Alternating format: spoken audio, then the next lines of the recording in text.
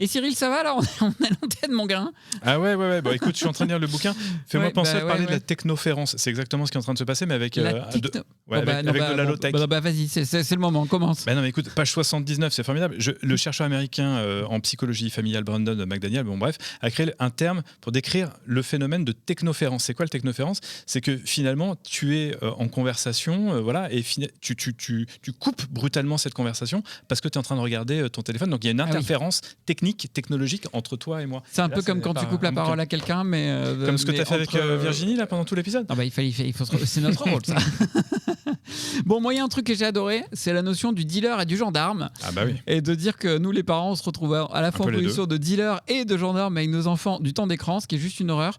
Alors moi, chez moi à la maison, il faut avouer qu'en vrai, ma femme est beaucoup le dealer et je suis beaucoup le gendarme. Et je pense que pour nous deux, d'ailleurs, c'est assez chiant à vivre, Gaël. On pourra en reparler si t'es bien resté jusqu'au bout de l'épisode. Mais je pense que c'est encore plus schizo que ça. Tu es encore plus harlequin parce que tu es dealer, tu es gendarme, mais tu es aussi consommateur. C'est ce qu'on a dit. C'est pas si évident que ça de se détacher soi-même alors que tu viens de tendre le bâton en disant lâche ton téléphone et toi-même, tu es précisément en train de lui dire en scrollant sur ton LinkedIn, par exemple. Donc, c'est pas simple, on le sait tous, en tout cas pour celles et ceux qui ont des enfants et puis celles qui n'en ont pas ou ceux qui n'en ont pas vivent eux-mêmes cette forme de dépendance, c'est pas évident de s'en déconnecter.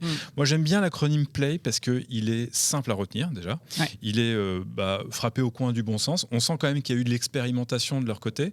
Alors après on n'a pas... tous les petits tips et des illustrations très concrètes à chaque fois, à chacun de se les faire parce que ça dépend de la famille. C'est à chacun de chercher. Je pense on l'a vu, ça dépend beaucoup de l'âge des enfants aussi. Et puis du tempérament. Moi, par exemple, je rêve de faire des balades à vélo avec mes filles dans la forêt. Et puisqu'elles m'écoutent, elles le savent. Elles en ont rien à faire des balades en forêt. En revanche, si je propose un jeu de société ou si je propose d'aller faire un peu de cuisine, en tout cas de la pâtisserie, là, on peut passer 3 heures en cuisine sans problème. Bon, moi, je te propose qu'on aille faire des balades à vélo en forêt tous les deux. Pendant qu'elles font le dessert, le goûter. Ah ouais, après on a goûté, trop bien. Bon, rappelons quand même l'acronyme PLAY, donc préserver du temps tous ensemble. Le L, je reprends mes notes, libérer du temps sans écran. Le A, accueillir les émotions de la vie en ligne. Et le Y pour yes or no, le fait de poser un cadre qui soit clair. Moi, ça me semble effectivement frapper sous le coin du bon sens pour reprendre ta belle expression. The yes needs the no against the yes to win the no. C'était Raffarin. Bon, bref. Elle a aussi bien présenté finalement la variété des effets qu'on pouvait avoir avec les écrans. Alors, bien connu effectivement sur la perte de l'attention, mais aussi sur les différents ressorts avec lesquels les applis jouent.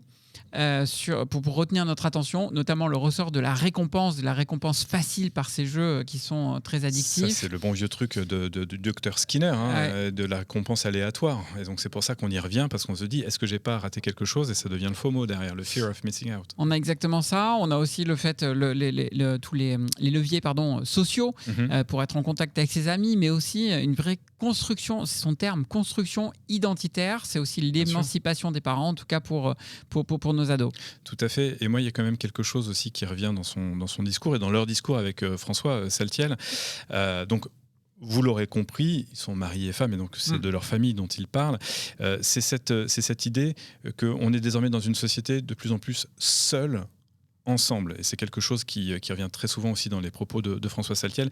Et là, l'idée de faire la paix avec les écrans, ça va avec l'idée de faire société ensemble.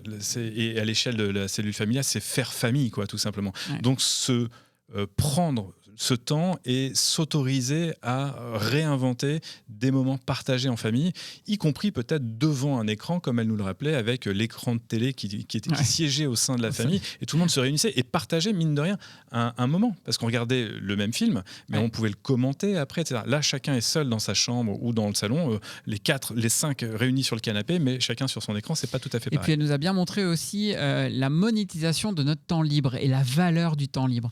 C'est ouf parce que moi, ça me frappe, effectivement. Je pense même que les plateformes font tout pour qu'on retrouve un maximum de temps libre, pour que ce temps libre puisse être occupé de la façon la plus facile qui soit, c'est-à-dire en allant constamment vers ces écrans qui nous fournissent ces récompenses et tous les leviers dont on a déjà parlé. Et c'est pour ça qu'elle reste gratuite, parce que quand on pose la question aux gens, est-ce que vous seriez prêt à payer 15 ou 20 balles pour TikTok ou pour Insta ou je ne sais quoi, évidemment, le frein du prix est là et il y aurait beaucoup moins de monde et donc beaucoup moins de temps passé sur ces plateformes aussi.